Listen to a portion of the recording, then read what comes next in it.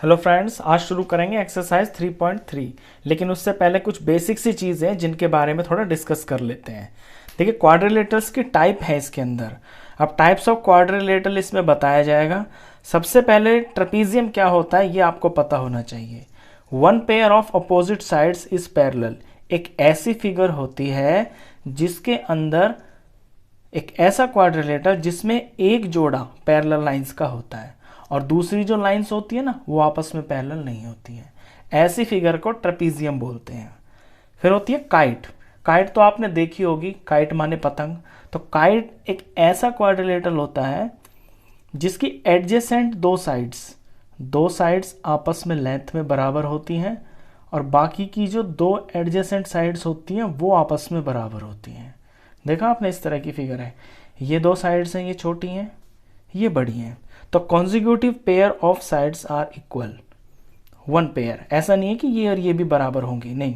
जैसे कि ये दोनों बराबर हैं और नीचे वाली ये वाली आपस में बराबर है। ऐसी फिगर को, ऐसे क्वाड्रिलेटरल को काइट बोलते हैं। इसके बाद है सबसे इंपॉर्टेंट पैरेललोग्राम, जिसके ऊपर ये सारी की सारी आपकी एक्सरसाइज बेस्ड है।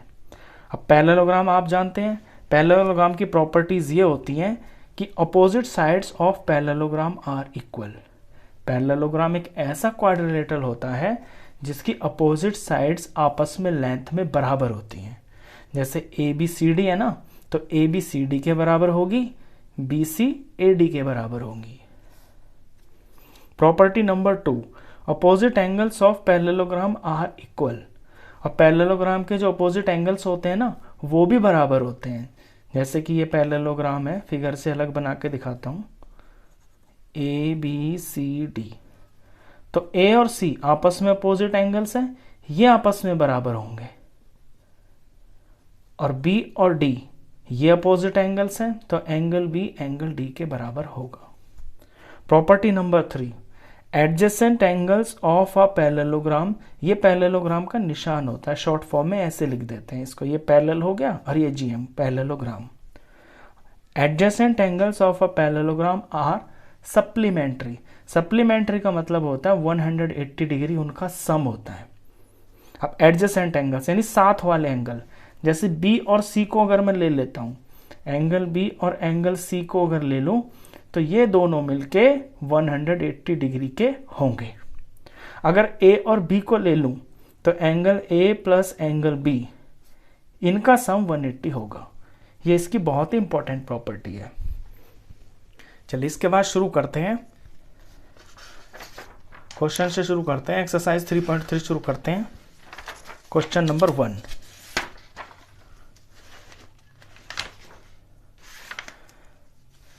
क्वेश्चन 1 के अंदर आपको फिगर दी हुई है और ये कुछ फिल इन द ब्लैंक्स दिए हुए हैं।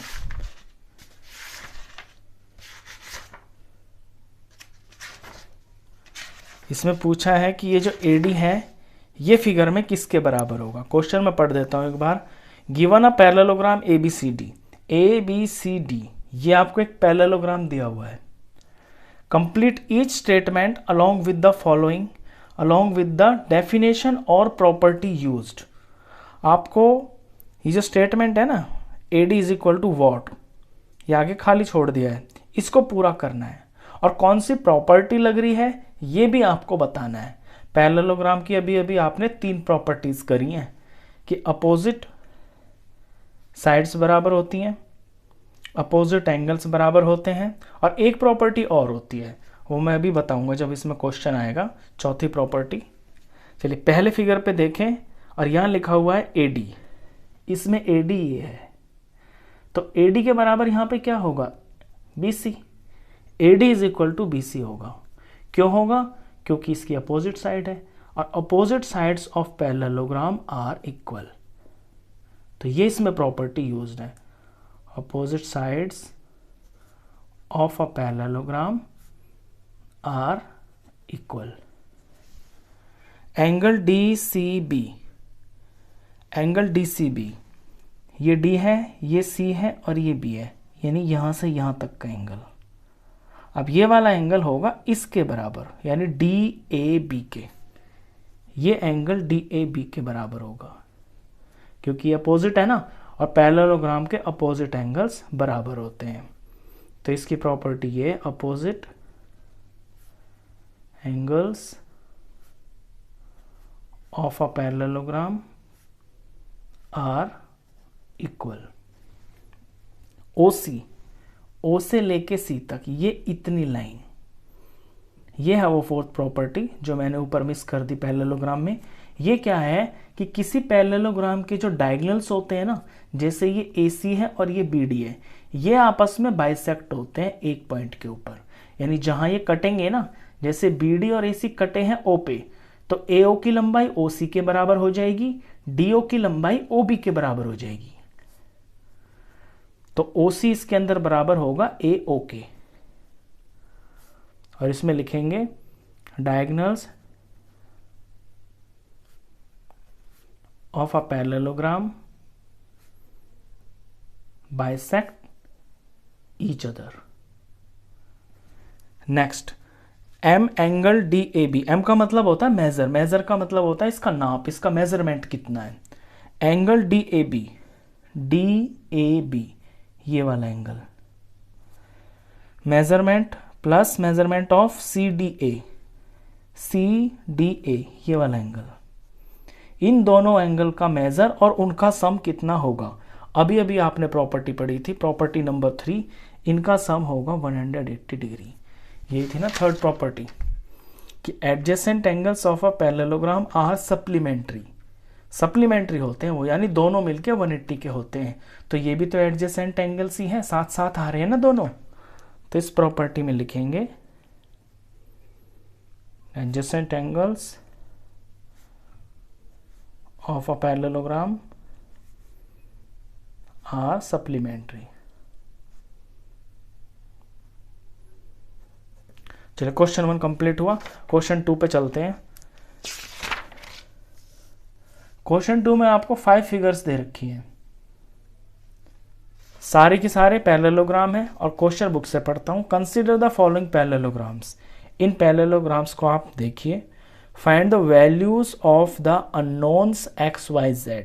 और इन पैरेललोग्राम्स के अंदर जो x y z है, जो कि अननोन है, पता ही नहीं है, इनकी वैल्यू आपको निकालनी है। वैल्यू तब निकाल पाएंगे आप तब आपको पैरेललोग्राम की प्रॉपर्टीज अच्छे से सारी आती होंगी। चलिए फर्स्ट फिगर को देखिए। इसमें B एंगल 100 दे रखा है। तो अगर B 100 है और B और C आपस में एडजेसेंट एंगल्स हैं, और एडजेसेंट एंगल सप्लीमेंट्री होते हैं, तो यहां से तो पहले x ही निकल जाएगा।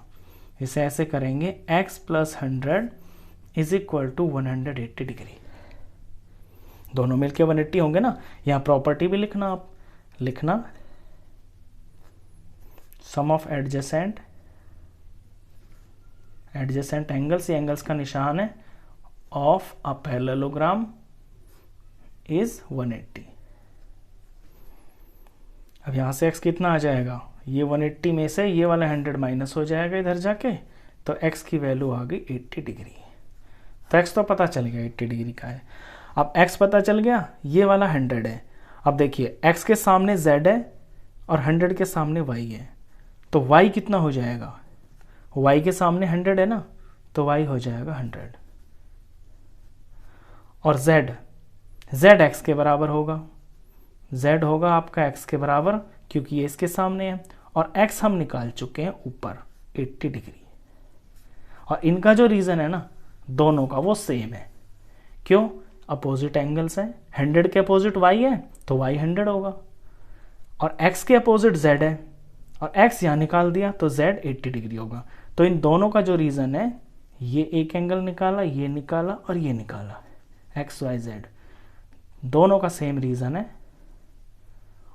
Opposite angles of a parallelogram are equal होते हैं अपोजिट एंगल्स पैरेललोग्राम के। चलिए नेक्स्ट फिगर पे ध्यान दें। नेक्स्ट फिगर में आपको ये वाला एंगल 50 डिग्री दिया हुआ है, तो इसके साथ में है y, ये इसके साथ में यहाँ x भी है। मैं कोई से एक को ले लेता हूँ और वहां से वैल्यू निकाल लूंगा। चलिए मैं x को साथ ले लेता हूँ पहले। तो इस क्वेश्चन के लिए x प्लस 50 मिलके 180 हो जाएगा। रीजन यही जो भी अभी आपने ऊपर लिखा है, sum of adjacent angles of a parallelogram is 180। अब यहां से x मिल जाएगा मेरे को 180 डिग्री माइनस 50, तो x की वैल्यू आ गई 130 डिग्री। तो x 130 का मिल गया। अब x के सामने y है, तो y कितना होगा, y होगा x के बराबर, क्योंकि आमने सामने है, तो y होगा x। पहले ऐसे लिख के दिखाएंगे आप, क्योंकि फिगर में तो पहले वो लिखा हुआ है ना x y, तो y होगा x के बराबर। फिर लिखेंगे कि y is equal to x की कितनी वैल्यू है, 130 डिग्री। इसका रीजन लिखेंगे opposite angles of a parallelogram are equal, क्योंकि ये अपोजिट एंगल्स है। अब आते हैं z के ऊपर। देखिए जब लाइंस पैरेलल होती हैं, आपने 6th क्लास में भी पढ़ा है, 7th में भी पढ़ा हुआ है, जब कोई दो लाइंस पैरेलल होती हैं और ऐसे एंगल बनते हैं, यहां पे ये दो लाइंस पैरेलल है और ये वाली जो लाइन है ये एक ट्रांसवर्सल है।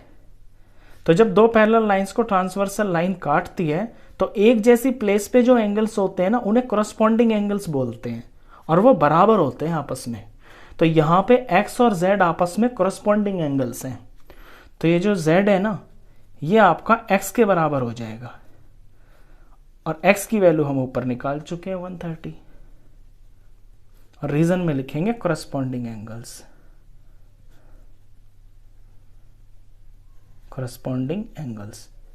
ये चीज आपको पता होगी, जब लाइंस पैरेलल होती है तो ये करस्पॉन्डिंग एंगल्स बराबर होते हैं। जैसे ये और ये बराबर होंगे ना, ऐसे इनके नीचे वाला ये वाला और ये वाला बराबर होगा, तो करस्पॉन्डिंग एंगल्स होते हैं।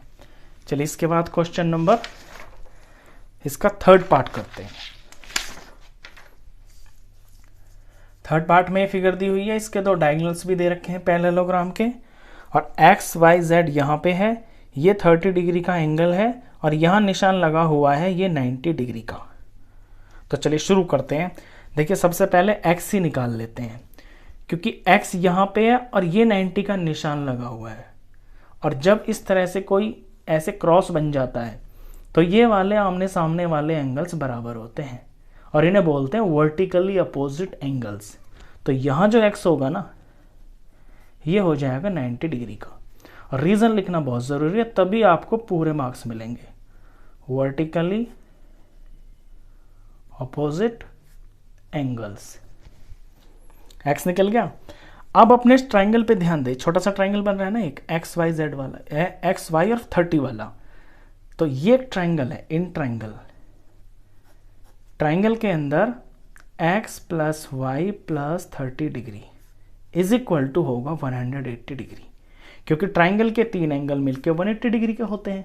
इसका भी रीजन लिखेंगे आप, angle sum property of triangle, या अपनी लैंग्वेज में ये भी लिख सकते हैं, sum of angles of a triangle is 180 degree. अब x यहाँ पे 90 पता है आपको, ये y पता नहीं है, ये 30 पता है, इज इक्वल टू 180। तो 90 और 30 हो गए 120, और ये y अलग से इज इक्वल टू 180। इक्वेशन बनती आ रही है ना, तो यहाँ से y की वैल्यू आ जाएगी 180 माइनस 120, और ये y आ गया आपका 60 डिग्री। तो x निकल गया, y निकल गया। अब आते हैं z के ऊपर। अब z जो होगा ना, ये y के बराबर होगा, z होगा आपका बराबर y के। क्यों होगा ये भी समझा देता हूं।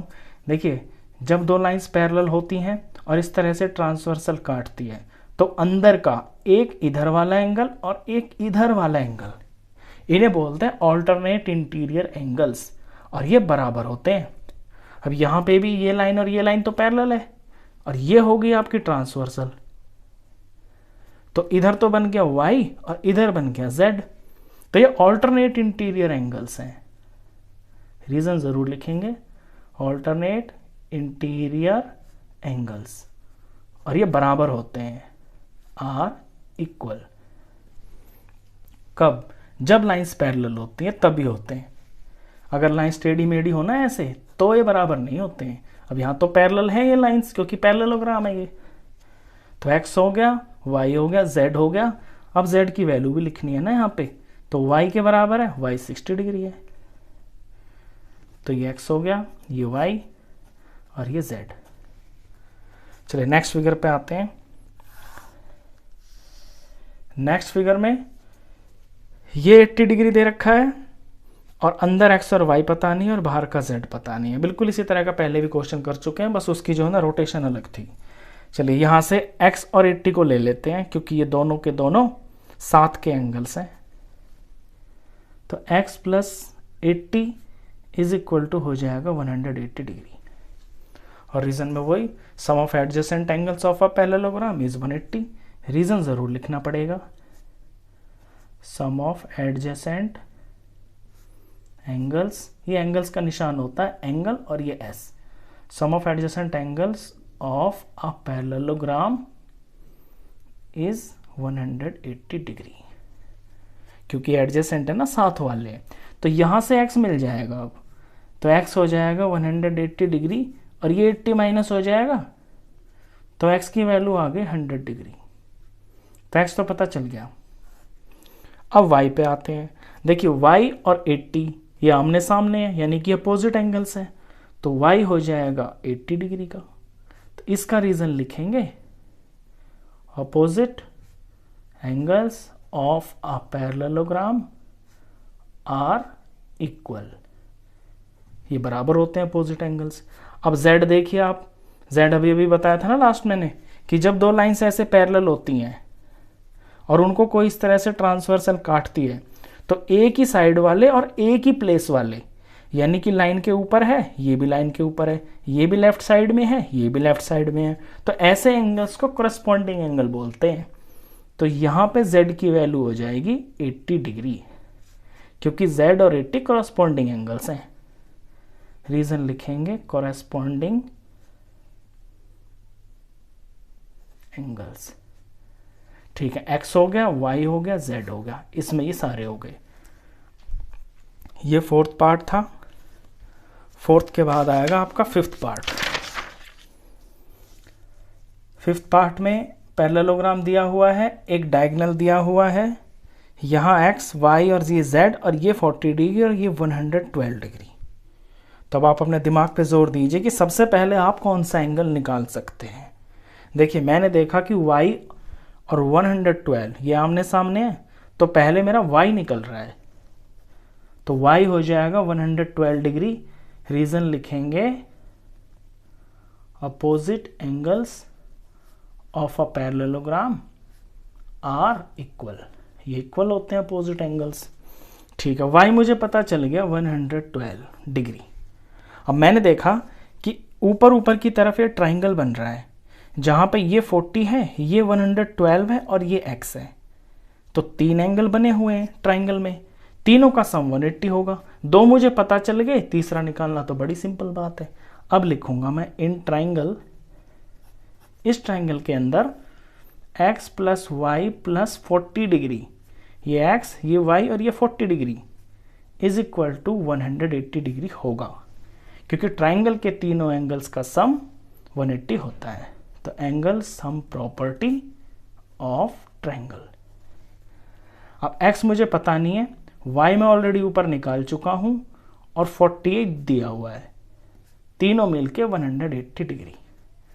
तो x प्लस इनका सम किया तो ये आया 152 degree is equal to 180 degree. अब यहां से x निकल जाएगा सिंपल, तो 180 डिग्री ये प्लस 152 इधर जाके माइनस हो जाएगा, तो x की वैल्यू आ गई 28, ये 28 डिग्री आ गया। ठीक है, x आ गया, y ऊपर निकल गया। अब आते हैं z पे। अब z पे ध्यान दीजिए आप, अभी पीछे भी आ चुकी है बिल्कुल इसी तरह की चीज।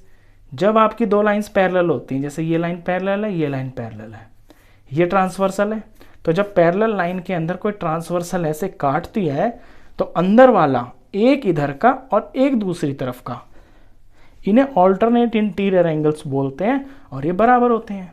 अब यहां भी देख लो आप, x इधर है, z इधर है, तो ये तो बराबर होंगे आपस में, तो जो z है वो x के बराबर होगा, तो z is equal to x। और रीजन लिखेंगे ऑल्टरनेट इंटीरियर एंगल्स।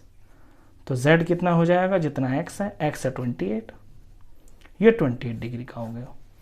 तो इस वीडियो में बस इतना ही। नेक्स्ट क्वेश्चंस के लिए मिलते हैं फिर नेक्स्ट वीडियो में। तब तक के लिए गुड बाय।